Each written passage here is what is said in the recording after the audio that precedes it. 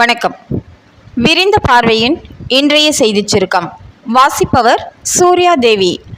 அதிமுக முன்னாள் அமைச்சர் ராஜேந்திர பாலாஜி திமுக பக்கம் ஒதுங்க ஆலோசிப்பதாக தகவல்கள் வெளியாகியிருக்கிறது. அதேபோல் அவருக்கு நெருக்கமானவர்கள் சிலர் எஸ்பி வேலுமணி மற்றும் தங்கமணி ஆகியோர் நகர்ந்துவிட்டால் எடப்பாடி பழனிசாமிக்கு முக்கிய தளபதியாக மாறிவிடலாம். அதனால் அவசரம் தேவையில்லை என்றும் அறிவுறுத்த தொடங்கியிருக்கின்றனர்.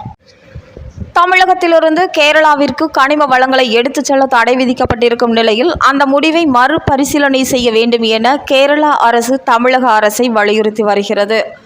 இந்த நிலையில் தமிழ்நாடு கேரளாவின் கல்குவாரியா, இயற்கை வளங்கள் கார்ப்பரேட்டுகளின் லாபத்திற்கானதா என தமிழக வாழ்வுரிமை கட்சி தலைவர் வேல்முருகன் கேள்வி எழுப்பியுள்ளார். கர்நாடக காவிரி நீர்பிடிப்பு பகுதிகளை தமிழக முதலமைச்சர் பார்வையிட்டால் கர்நாடக முதலமைச்சரையும் தமிழக காவிரி டெல்டாவை பார்வையிட கையோடு அழைத்து வர வேண்டும் என விவசாயிகள் சங்க தலைவர் PR பாண்டியன் தஞ்சையில் நடைபெற்ற நிகழ்ச்சியில் தெரிவித்துள்ளார்.